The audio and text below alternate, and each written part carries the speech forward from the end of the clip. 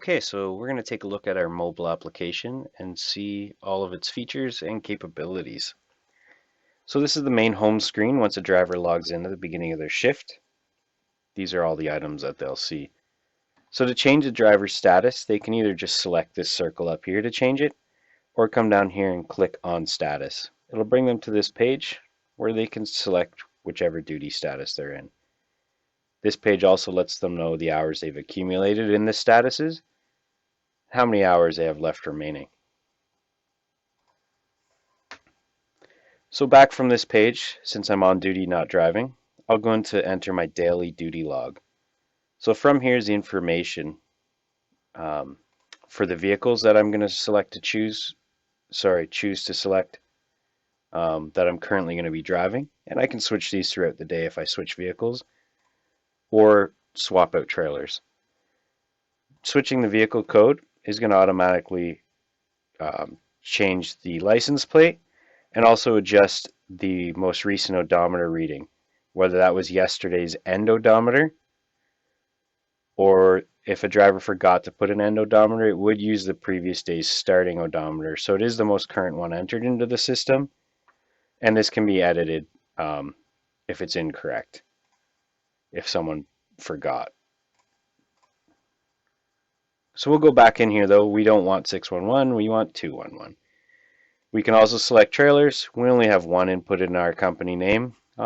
These are fictitious for the most part. So it's going to auto-populate the license plate again for this trailer. Here I've got the vehicle odometer for vehicle 211, and we'll change that to 5678. And we're going to save that. So from there, I can select my pre-trip inspection, and in here, it's going to give me the option of the vehicles that I had selected. I can clear this vehicle off from the other page had I chose, but we're just going to leave it there for now. So I want to do the inspection for vehicle 211. So I can scroll all the way down to the bottom, and I can select no defects found. And that's just going to give me a green check mark. These are all pre-selected, or depending on how your company's set up, the driver could start at the top and just select that they have checked all of this criteria as per Schedule 1 in Ontario. The default company setup is that these are all pre-selected, so a driver can just click no defects found at the bottom because the driver should already know all the Schedule 1 items that they are inspecting for. We're going to go here and we'll look into tires. So each category lists the defects as exactly as they are written in Schedule 1 and separates the minor from the major defects. If a driver finds a defect, they can select multiples. They can deselect them. They can add notes about the defect, and they can add a picture as well. For this one, we're just going to add a note so that we can view it later. We're going to say third axle, driver's side. So we're just maybe not sure about the tire tread and we want a mechanic to look at it or to notify someone in charge of the fleet. So we'll save that. And we'll say that there were no defects for this vehicle. So there's no check mark here. This popped up and we'll look at that in a second. We're going to go back in here now and we're going to select the trailer. From here, I think we will add a defect. And let's go with coupling devices. So we can select the minor. We're going to go with a major defect just to show you, and we'll come out and swap it in a second. So now this is going to show a red X. And when you go back out to the home page, it's going to ask if you want to generate a work order unless the company's been set up to automatically generate the work order. And that gets sent to a technician. We will say yes, let's start a work order. So it created a new work order and that's been sent off to a technician. So now on this main page, we've got the red X notifying the driver it's against the law to operate with a major defect. If a driver was to try and change his status to on duty, driving, it will let him make the change, but there's going to be another pop-up just saying your vehicle should not be driven with a major defect. So maybe the driver did switch vehicles.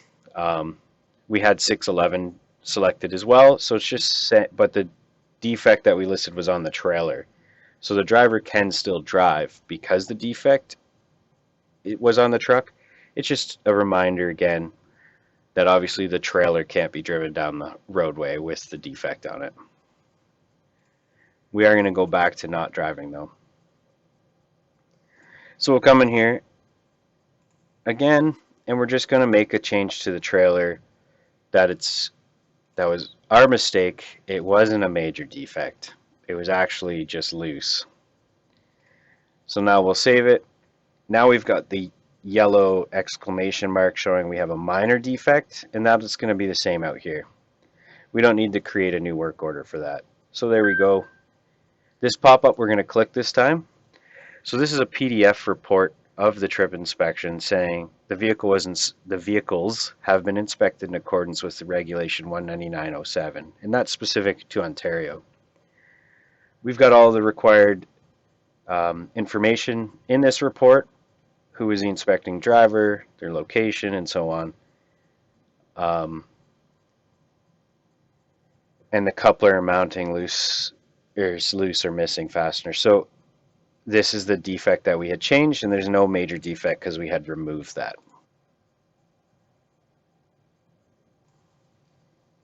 Some of the other features in the app here. From the home screen in the bottom left, you've got the My Trip. So you can select that, and you'll be able to scroll through the previous status changes that a driver's done. And I could click here to see how much time I have left. So this is what I have left available for driving. My cycle time left this week, and how long until I have to have a 24-hour off-duty period. Back out to the main screen. We've already looked at the status page, so we'll click on Reports. So this is where the inspection report is always available for the driver for the pre-trip. So you can just click here. It's going to list the vehicles and the trailer, and if there are any defects, it'll be noted here. This is not a PDF. This is within the app. If the driver wants that PDF to come up again so they can potentially email it, they can just select this download button and it'll come up again. There it is. They can just select that. They can change the date if they want to look back at previous reports. They can't make any modifications to previous date reports though. And Schedule 1. This is the typical Schedule 1, and it's just listed right here. It's available to be printed, or it can be downloaded as a PDF right to the phone as well. And then lastly, we've got the Profile tab over here. And this just is generic information that can't be edited from the app. A driver can change their password, and they can also log out from this screen. And that covers the capabilities of a driver's mobile application. We'll go over what a technician's mobile app looks like, and then we'll go over the web app in 2 other videos.